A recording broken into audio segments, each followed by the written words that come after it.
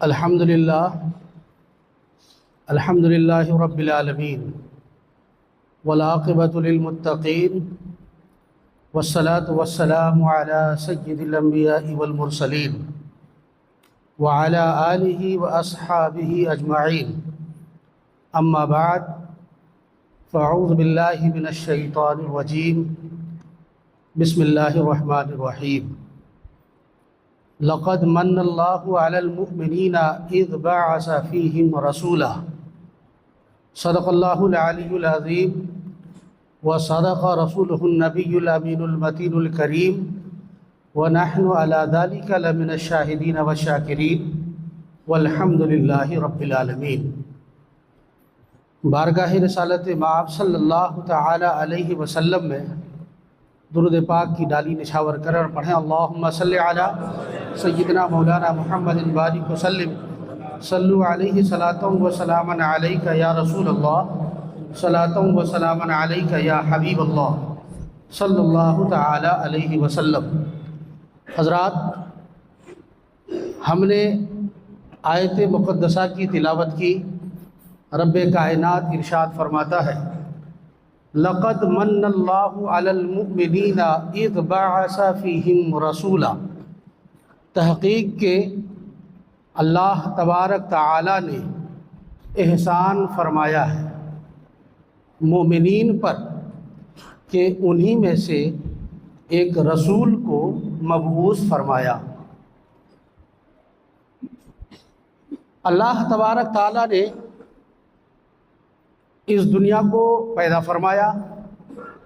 ساری مخلوقات کا خالق اللہ تبارک تعالی ہے، لیکن ان تمام مخلوقات میں سب سے اشرف اور سب سے افضل مخلوق حضرت انسان ہے۔ اشرف المخلوقات کا شرف انسان کو حاصل ہے، اور اللہ تبارک تعالی نے اس مخلوق کو، انسان کو، بلکہ ہر جاندار کے لیے، ذی روح کے لیے اس کی ضروریات بھی پیدا فرمائی، اس کی ضروریات کو بھی مہیا فرمایا۔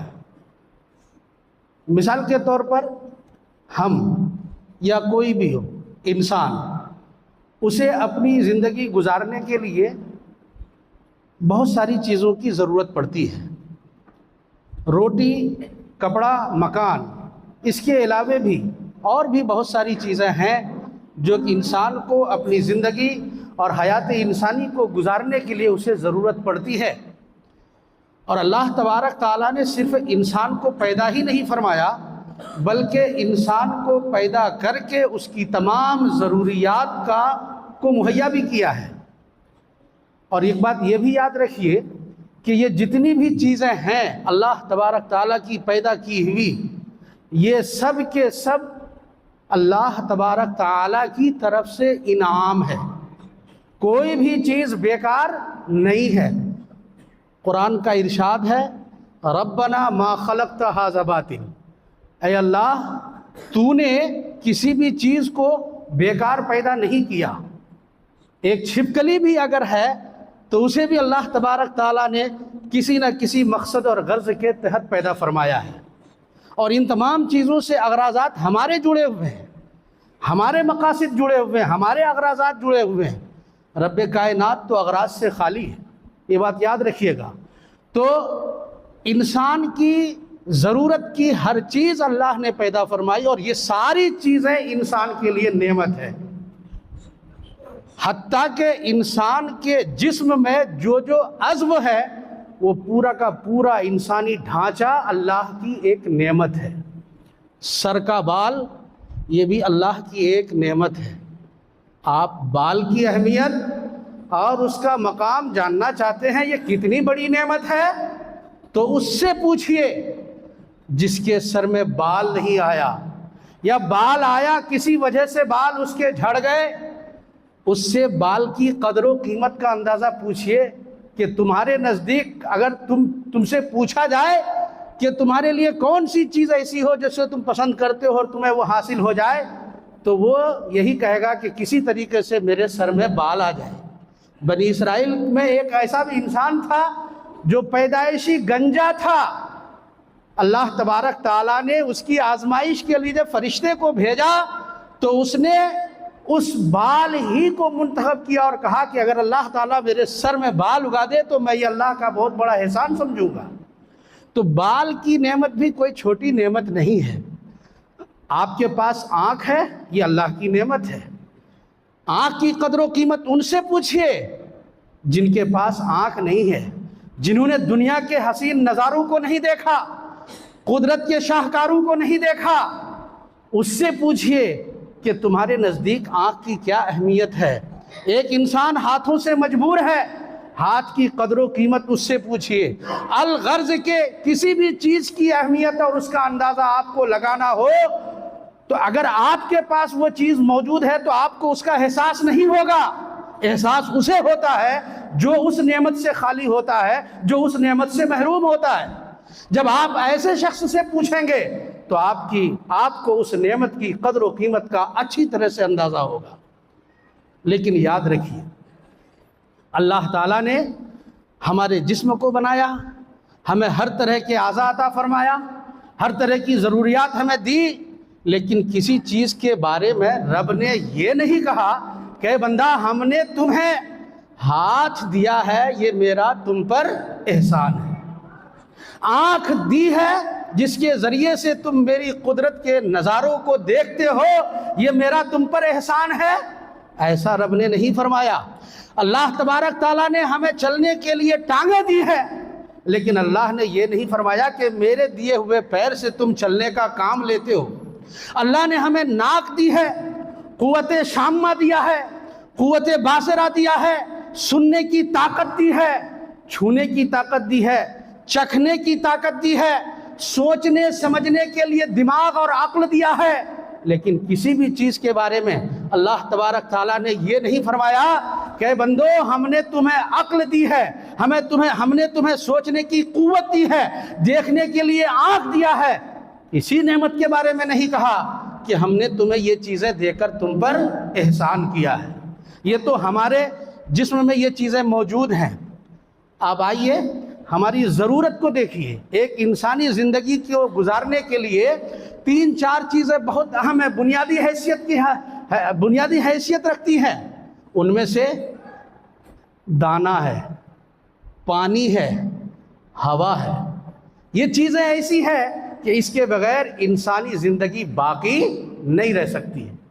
ایک انسان کو بھوک لگ جائے، پیاس لگ جائے تو وہ بھوک اور پیاس کی شدت کو 2-4 روز، ہفتہ 10 دن تک برداشت کر لے گا، لیکن پھر اس کے بعد وہ نڈھال ہو کر اپنی جان قربان کر دے گا، اس کی روح نکل جائے گی، وہ مر جائے گا، اس کی زندگی ختم ہو جائے گی۔ پتہ یہ چلا کہ یہ دانہ ہماری زندگی کی ضرورت ہے۔ ایسے ہی پانی، ایک انسان اپنی پیاس کو روک کر 1-2 دن زندگی گزار سکتا ہے، پیاس کی شدت کو برداشت کر سکتا ہے، مگر مسلسل کئی روز تک اگر وہ پیاسا رہے تو اسے وہ برداشت نہیں کر پائے گا، ایک نہ ایک دن اس کی زندگی ختم ہو جائے گی۔ لیکن ان دونوں چیزوں میں اگر آپ تقابل کریں گے تو آپ کو معلوم ہوگا کہ دانہ سے زیادہ ضرورت انسان کو پانی کی ہے۔ دانہ سے زیادہ ضرورت انسان کو پانی کی ہے۔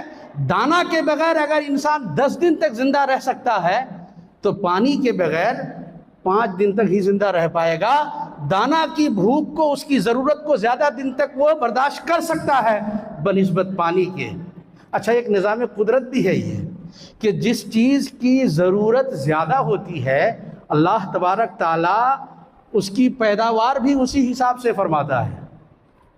دانہ پانی کے مقابلے میں اس کی ضرورت تھوڑی کم ہے اور پانی دانہ کے مقابلے میں اس کی ضرورت زیادہ ہے۔ اس لیے آج آپ پورے بھگول کو دیکھ لیجئے، پورے دنیا کو دیکھ لیجئے، 3 حصے میں اللہ تبارک تعالیٰ نے پانی پیدا فرمایا ہے اور خشکی، اور پورے 1 حصے میں خشکی ہے، اور اسی ایک حصے میں، خشکی کے اسی ایک حصے میں کھیت کھلیان بھی ہے، ہماری دکانیں بھی ہیں، ہمارے رہائش کے مکانات بھی ہیں، اسی ایک حصے میں یہ ساری چیزیں ہیں، لیکن پانی اللہ تبارک تعالیٰ نے 3 حصے میں پیدا فرمایا۔ تو پتہ یہ چلا کہ پانی کی ضرورت زیادہ تھی، اس لیے اللہ نے پانی کی پیداوار بھی زیادہ فرمایا، اور اس کے مقابلے میں دانا کی ضرورت کم ہے تو اس کی پیداوار پانی کے مناسبت سے تھوڑا کم ہے۔ یہ ایک نظام قدرت ہے، اور نظام قدرت یہ بھی ہے کہ جس چیز کی انسان کو زیادہ ضرورت ہوتی ہے اس کی پیداوار زیادہ ہونے کے ساتھ ساتھ اس کے حصول کا طریقہ بھی آسان ہوتا ہے۔ جس کی زیادہ ضرورت ہوگی انسان کو، اس کا حاصل کرنا اس کے لیے اتنا ہی آسان ہوتا چلا جائے گا۔ ایک انسان اگر ایک دانہ کو اپنے پیٹ میں اتارنا چاہتا ہے، ایک لقمہ کھانا کھانا چاہتا ہے، اگر اس دانے کو وہ کھیت سے حاصل کرنا چاہے تو اس کام کو کرنے کے لیے اسے کم سے کم 3-4 مہینے لگ سکتے ہیں۔ ایک دانہ آپ اپنے گھر سے اٹھائیں گے، کھیت میں جا کے بوئیں گے، وہ لہلہاتی ہوئی فصلیں ہوں گی، پکیں گی، اسے کاٹ کر اپنے گھر لائیں گے، پھر اس کو اس لائق بنائیں کہ آپ اسے ہانڈی میں اتار کر رکھ کر پکا کر اپنے پیٹ میں اسے اتار سکیں۔ اس پروسیس سے گزرنے کے لیے ایک انسان کو 3 سے 4 مہینے لگتے ہیں۔ لیکن پانی جو انسان کی ضرورت دانہ سے زیادہ ہے، اس کا حاصل کرنا بنسبت دانہ کے آسان ہے۔ اگر ضرورت آئی پیاس کی تو کرنا کیا ہے؟ آپ کسی ایسے ایک ماہر انسان کو لیجئے جو اس کام کو جانتا ہو، آپ لیجئے پائپ، لیجئے ہینڈ پائپ زمین پر، وہیں سے کھدائی کیجئے اور پانی کو آپ اپنے پائپ کے ذریعے سے، ہینڈ پائپ کے ذریعے سے اوپر لے آئیے اور آپ ہینڈل ماریے، پانی آپ کے پاس حاضر ہے، اسے آپ پی لیجئے۔ تو پانی کا حصول بنسبت دانہ کے آسان ہے۔ کیوں؟ اس لیے کہ پانی کی ضرورت انسان کی زندگی میں دانہ سے زیادہ ہے۔ اگر آپ کو یہ بات سمجھ میں آئی تو ایک بات اور سمجھیے، دانہ و پانی کے مقابلے میں انسان کو ضرورت زیادہ ہوا کی ہے۔ بغیر ہوا کے انسان 1 گھنٹہ تو دور کی بات ہے، 10 منٹ 5 منٹ بھی اگر اس کی سانس روک دی جائے تو انسان کا دم گھٹ جائے گا اور وہ اپنی زندگی سے مایوس ہو جائے گا۔ تو پتہ یہ چلا کہ ان تینوں چیزوں میں انسان کی سب سے زیادہ ضرورت، ان مادی چیزوں میں انسان کی سب سے زیادہ ضرورت ہوا کی ہے۔ اور اللہ تبارک تعالیٰ کے نظام دیکھیے کہ ہوا کی پیداوار بھی اتنی ہی زیادہ ہے اور اس کو حاصل کرنے کا طریقہ بھی اتنا ہی آسان ہے۔ ہر جگہ ہوا موجود ہے، جہاں بھی کوئی خالی جگہ ہے، کوئی بھی جگہ ہوا سے خالی نہیں ہے۔ اللہ تبارک تعالیٰ کی یہ نعمت ہر جگہ ہے اور انسان اس کو حاصل کرنے میں اتنی آسانی سے حاصل کر لیتا ہے کہ یوں سانس کی ضرورت محسوس ہوئی، آپ نے اندر سانس کھینچی، ہوا اندر گئی، پھر ضرورت کے مطابق آپ نے ہوا کو باہر کر دیا۔ یوں اللہ کی نعمتیں آپ حاصل کرتے رہتے ہیں اور آپ اپنی ضرورت کو پوری کرتے ہیں۔ لیکن ہمیں یہ بتائیے کہ کیا اللہ تبارک تعالیٰ نے ان تمام نعمتوں کو دینے کے بعد کہا کہ اے بندو، ہم نے تمہیں یہ ساری نعمتیں دی ہیں، یہ میرا تم پر احسان ہے؟ نہیں کہا۔ اچھا ایک بات اور یاد رکھیے، احسان اسی نعمت اور اسی انعام کا جتلایا جاتا ہے جو نعمت اور جو انعام کے تمام انعاموں پر بھاری ہو اور سب سے بڑا انعام ہو۔ اگر ہماری ضرورت، مان لیجئے آج ہمیں اگر ضرورت ہے 10,000 روپے کی اور کوئی شخص مجھے آ کر کہے کہ آپ کی ضرورت ہے 10,000 کی، یہ میری طرف سے 100 روپے آپ رکھ لیجئے، اور وہ یہ دل میں گمان کرے اور سوچے کہ ہم نے اس کو 100 روپے دے کر احسان کیا ہے، کیا یہ اس کا گمان کرنا یا ایسا سوچنا صحیح ہوگا؟ نہیں ہوگا۔ کہاں 10,000 کی ضرورت اور کہاں آپ 100 روپے سے ہماری امداد کر رہے ہیں، ہماری ضرورت پوری کر رہے ہیں، اور آپ یہ سوچ بیٹھے کہ ہم نے مولانا کی ضرورت پوری کر دی۔ ہرگز نہیں، یہ احسان نہیں ہو سکتا اور اس کو آپ سوچ بھی نہیں سکتے ہیں۔ ہاں، احسان تو تب ہوتا کہ ضرورت ہماری 10,000 کی تھی، بغیر مانگے آپ ہمیں دے دیتے اور پھر ہماری پوری ضرورت مکمل کر دیتے، تو یہ سمجھا جاتا، یہ سمجھتے لوگ، اور آپ خود سمجھ سکتے تھے، وہ انسان بھی سمجھ سکتا ہے ضرورت مند کہ ہاں فلاں انسان نے ہماری ضرورت پوری کی ہے، یہ اس کا احسان ہے مجھ پر۔ تو پتہ کیا چلا کہ احسان اس نعمت کا اور اس انعام و اکرام کا جتلایا جاتا ہے جو اللہ تبارک تعالیٰ کی طرف سے سب سے بڑی نعمت ہو۔ انسانی زندگی کے لیے اللہ تبارک تعالیٰ نے ساری چیزوں کو پیدا فرمایا، مگر کسی نعمت کے بدلے میں رب کائنات نے یہ نہیں کہا کہ ہم نے تم پر انعام کیا ہے، ہم نے تم پر احسان کیا ہے، لیکن جب رب کائنات نے اپنے محبوب صلی اللہ علیہ وسلم کو ہمارے مابین بھیجا تو اعلان فرمایا لقد من اللہ علی المؤمنین اذ بعث فیہم رسولا، کہ لوگو اے مومنو ہم نے تمہارے درمیان رسول کو بھیج کر احسان عظیم کیا ہے، احسان عظیم کیا ہے۔ تو پتہ یہ چلا کہ دنیا کی تمام نعمتیں ہیچ ہیں، اگر رب کی سب سے بڑی کوئی نعمت ہے تو وہ مصطفیٰ جان رحمت صلی اللہ تعالی علیہ وسلم کی ہے۔ آخری بات میں عرض کرتا چلوں کہ ہماری زندگی ٹکی ہوئی ہے ان ضروریات پر، اور ان تمام ضروریات سے بڑھ کر ضرورت ہماری کیا سمجھ میں آیا کہ ہماری سب سے بڑی ضرورت کا نام اگر کوئی ہے تو وہ ذات محمد رسول اللہ صلی اللہ علیہ وسلم ہے۔